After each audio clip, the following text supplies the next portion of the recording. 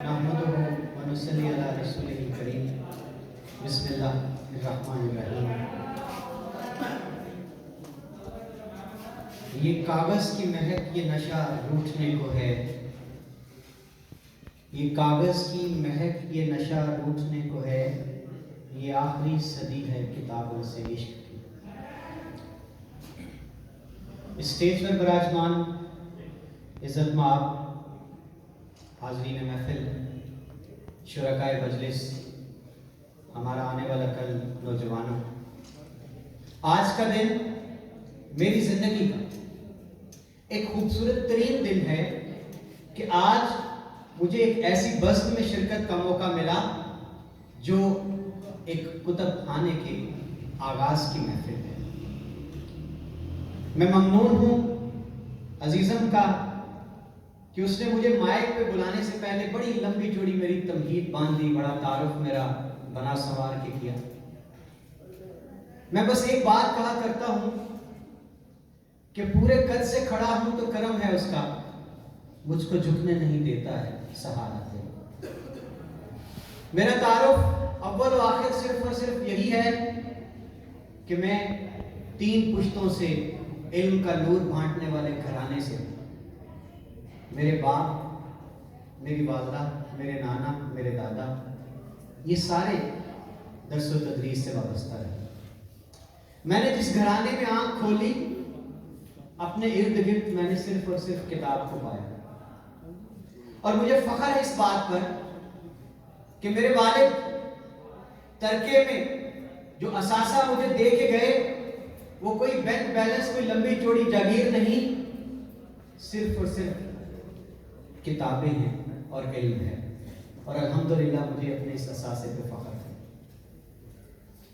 آج آپ تمام حاضرین مبارکباد کے لائق ہیں کہ آپ کو آپ کی دہلیز پر ایک شاندار لائبریری میسر آ رہی ہے، اور اس لائبریری کی اہمیت یا کتاب کی اہمیت اس لیے بھی چندہ بڑھ جاتی ہے، ہم ایک ایسے دور میں زندہ ہیں بالخصوص پاکستان میں جہاں ہمارا سماجی المیہ یہ ہے کہ کتابیں فٹ پاتھوں پر بکتی ہیں اور جوتے شوکیسوں میں سجے ہوئے ملتے ہیں۔ اس مادہ پرستی کے دور میں مبارکباد کے لائق ہیں انور صاحب کہ آپ کو اللہ نے ایسی اولاد سے نوازا ہے جنہوں نے علاقے میں آنے والی نسلوں میں علم و آگہی کا شعور بانٹنے کا بیڑا اٹھا لیا۔ اور آج میں پوری محفل کی جانب سے سلام پیش کرتا ہوں انور صاحب آپ کو اور آپ کے بیٹے کو۔ آپ کا بیٹا چاہتا تو دبئی کی ایک شاندار کمپنی میں جس عہدے پر وہ فائز ہے وہ بھی یہاں کوئی مارکیٹ بنا لیتا، کوئی پلازا کھڑا کر دیتا، کوئی اور دنیاوی فائدے کی چیز بنا لیتا، لیکن اس پہ رب کا یہ کرم ہوا، اس نے یہ سوچا کسی لمحے کہ مجھے تو چلے کسی کا بلا ہو، کسی نے انگلی پکڑ کے مجھے چلنا سکھا دیا، گاؤں کے اسکول سے میٹرک کیا، سویڈش کالج سے ڈپلوما کیا، اور پھر دھکے کھاتا کھاتا آج میں اس مقام پر پہنچا ہوں۔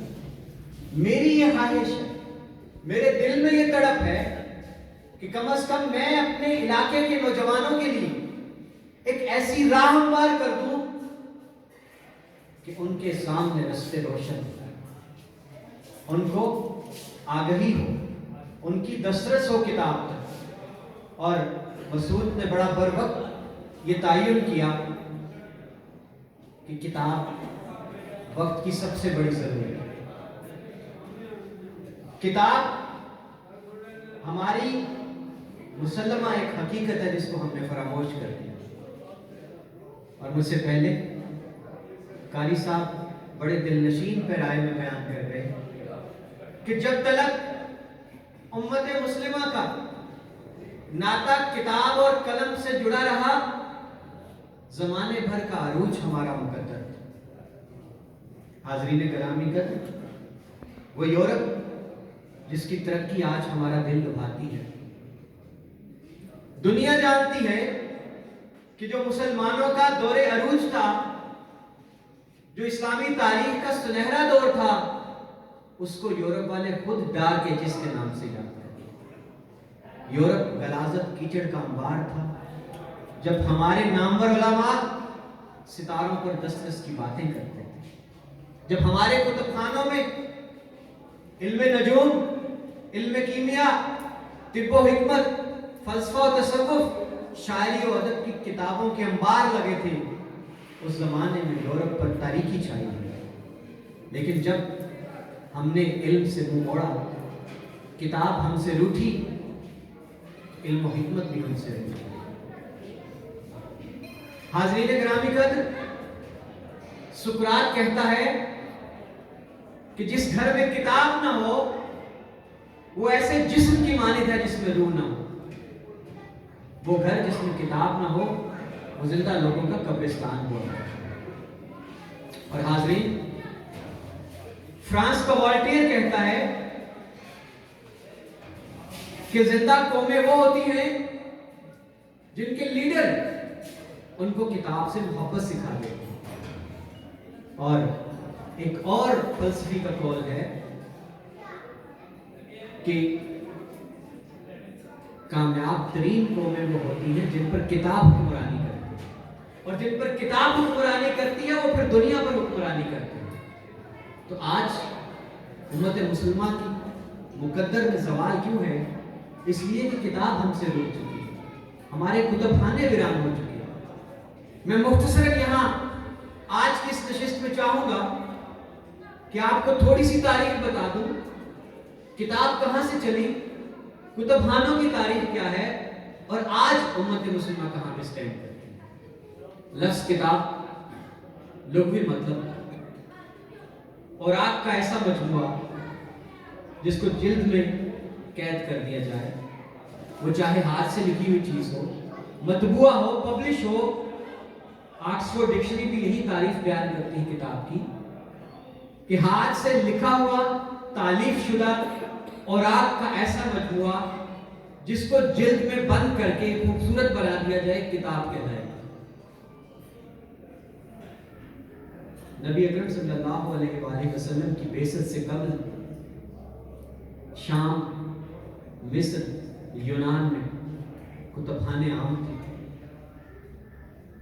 اور تاریخ شاہد ہے کہ دنیا کا سب سے پہلا کتب خانہ نینوا کے کھنڈرات سے برآمد ہوا، قبل مسیح کی بات کرتا ہوں، جہاں لاکھوں کتابیں مٹی کی تختیوں کی صورت ملی۔ اور آج برٹش میوزیم میں سینکڑوں کی تعداد میں وہ نینوا کے کھنڈرات سے برآمد ہونے والی تختیاں زینت ہیں۔ اس زمانے میں رواج یہ تھا کہ مٹی کی تختی پر تحریر لکھ کر اس کو کندن کر لیا جاتا تھا، آگ میں پکا لیا جاتا تھا تاکہ اس کو محفوظ کر لیا جائے۔ سفر شروع ہوتا ہے کتب خانوں۔ دجلہ و فرات کے پانیوں نے دیکھا، نیل کے پانیوں نے دیکھا کہ دنیا کے سب سے بڑے کتب خانے نینوا کے کھنڈرات کے بعد مصر کے اسکندریہ کے کتب خانے، جہاں لاکھوں کی تعداد میں کتابیں زینت تھیں۔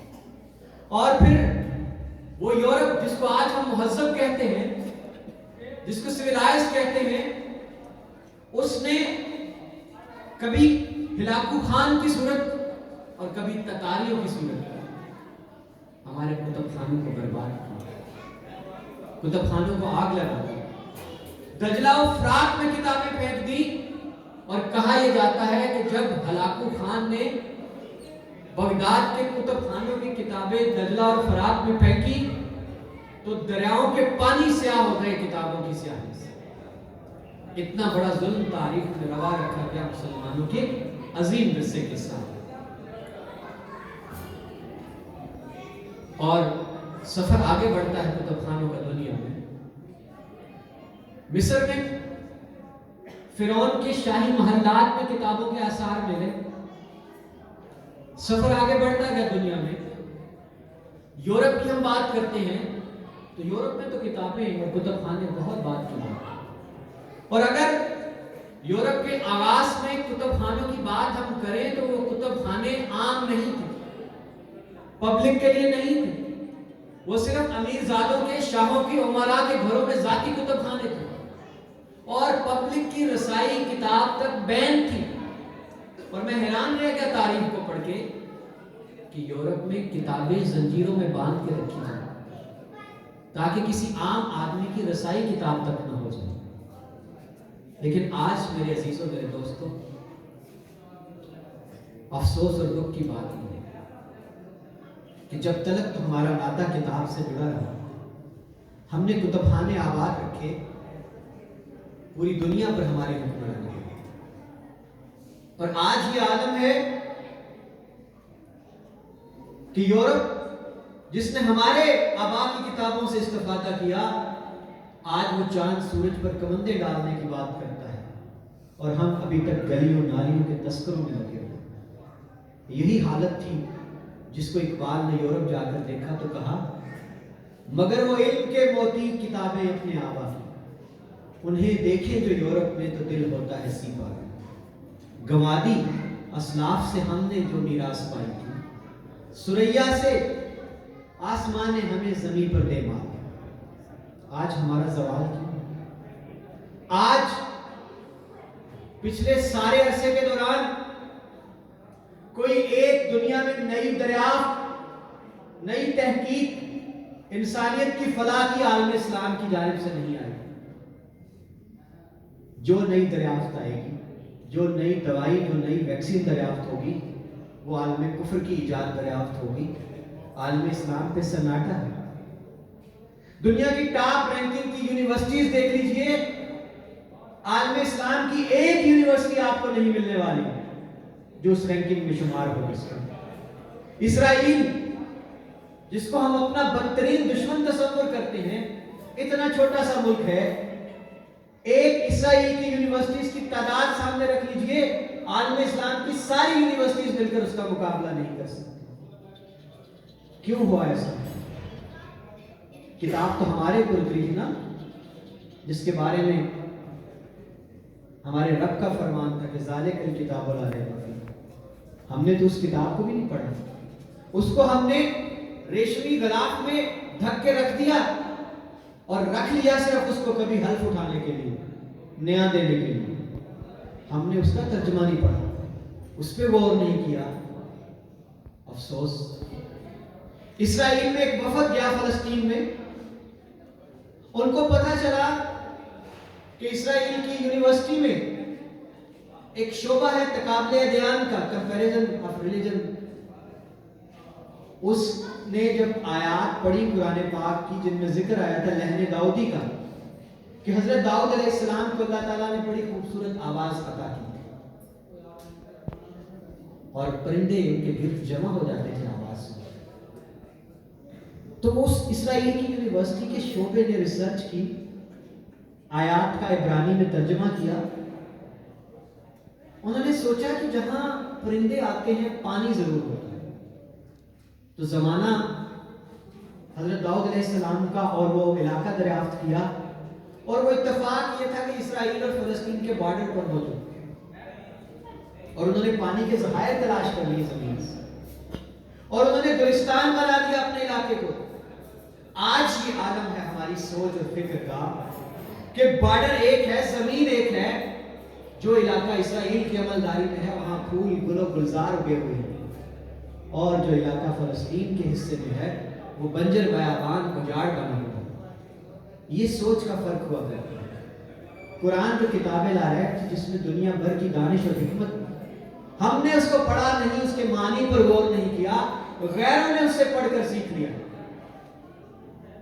اور اسی اسرائیل یونیورسٹی کا دوسرا کارنامہ، انہوں نے قرآن پاک کی جب وہ آیات پڑھی جن میں اللہ تعالیٰ نے پچھلی قوموں کا ذکر کیا کہ ہم نے ان کو آگ کا عذاب دیا،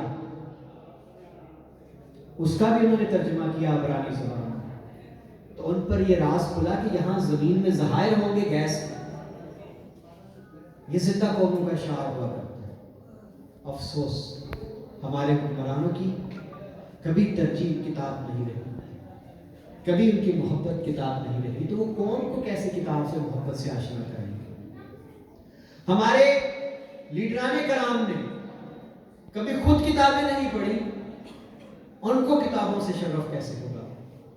تو ایسے میں سمجھتا ہوں آج ذاتی طور پر کہ وہ بستی آج جس کی شہرت لوگ گلوکاری کے بےتاج بادشاہ عالم بہار کے نام سے ہے، وہ آج جس کا بہت کم لوگوں کو پتا ہے کہ اس بستی نے ایک سید زادے کو جنم دیا تھا جس کو دنیا سید اسد گیلانی کے نام سے جانتی ہے، جو کئی کتابوں کا مصنف ہے۔ افسوس اس بات کا ہے کہ ہم خود ان ترجیحات کو سامنے نسل نو کے نہیں لا سکتے۔ آج میں یہ بات دعوے سے کہتا ہوں، پورے وثوق سے کہتا ہوں کہ انشاءاللہ وہ وقت آئے گا جب آج کی وجہ شہرت ہمارے بھائی انور کے بیٹے مسعود کی قائم کردہ یہ لائبریری بنے گی انشاءاللہ۔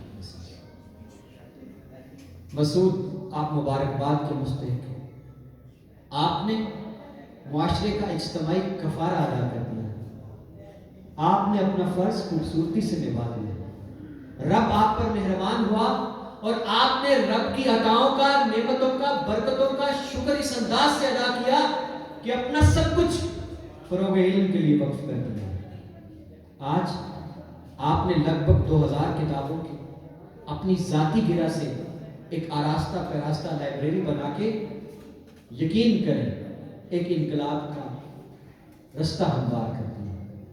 آپ نے نسل نو کے لیے ایک ایسا خوبصورت کارنامہ سر انجام دیا ہے جو آئندہ آنے والے دور میں اس علاقے کی تقدیر بدلنے کا باعث بنا۔ آپ نے کیریئر کونسلنگ کے نام سے سیمینار ہو یا اب لائبریری کی بنیاد رکھنا ہو، یہ اس بات کی غمازی کرتا ہے کہ انشاءاللہ ہمارے اس علاقے کا مستقبل جاوداں ہے، روشن ہے۔ آخر میں صرف 2-3 تجاویز ہیں کہ یہ لائبریری جو آپ نے قائم کی ہے اس کو روایتی انداز میں نہ چلایا جائے، اس کو کھولا جائے سوچ اور فکر کے دائروں کو، معاشرے کے تمام طبقات کے لیے۔ جس طرح ہم نے اپنے دل تنگ کر لیے نا مساجد کے حوالے سے کہ مساجد میں بچے ذرا سا چلے جائیں ہم ان کو برداشت نہیں کرتے، ہم ایک روبوٹ کی طرح جاتے ہیں نمازوں میں، نماز پڑھ کے ہم باہر نکل آتے ہیں، حالانکہ مسجد ایک سوشل انسٹیٹیوٹ تھا، مسجد تو جوڑنے کی جگہ تھی، مل بیٹھ کے دکھ بانٹنے کی جگہ تھی۔ ہم نے مساجد کو بھی کمیٹیوں کی اس بڑے گھٹن زدہ ماحول کا شکار بنا۔ تو میں ذاتی طور پر چاہوں گا کہ یہ لائبریری ہماری انشاءاللہ تعالی یہ معاشرے کے تمام طبقات کے لیے ایک ایسا گوشہ بن جائے جہاں جانے سے ان کو سکون ملے، جہاں ان کو راحت نصیب ہو۔ تجاویز یہ ہے کہ اس میں کڈز کارنر بھی بنایا جائے خوبصورت، جہاں بچوں کے کھلونے ہوں، بچوں کی کتابیں ہوں، رنگین بولنے والی کتابیں، آڈیو بکس، اور اس کے ساتھ ساتھ اس لائبریری کے کچھ اوقات مخصوص کر دیے جائیں خواتین کے لیے، خواتین کی دلچسپی کے سامان، کوئی ایسی خواتین کی پسندیدہ شخصیات کو بلوا لیا جائے، چاہے وہ کوکنگ کے حوالے سے ہو جائے، بیوٹیشن کے حوالے سے ہو جائے، جو بھی دلچسپیاں ہیں خواتین۔ ہمارا مقصد صرف یہ ہے کہ ہم نے معاشرے کو جوڑنا ہے کتاب کے ساتھ، اور اسی طرح جو ہمارے بزرگ ہیں ماشاءاللہ ان کو لائبریری میں بلوایا جائے بطور گیسٹ کے، اور نسل نو کو بٹھا دیا جائے ان کے ساتھ، ان کے تجربات سے استفادہ کریں، کیونکہ زمانے میں بزرگوں سے بڑھ کر کوئی کتاب نہیں ہوا کرتی جنہوں نے سرد و گرم دیکھ رکھے ہوتے ہیں زمانے بھر کے۔ تو انشاءاللہ تعالیٰ مجھے امید ہے کہ ہم سب مل کر اس لائبریری کو آنے والے دور میں اس علاقے کے لیے اثاثہ بنا دیں۔ آخر میں اپنی ایک محرومی کا ذکر ضرور کرنا چاہوں گا، اور یہ بات آپ کو یہ اہمیت بتائے گی کہ مسعود نے کتنا بڑا کام کیا۔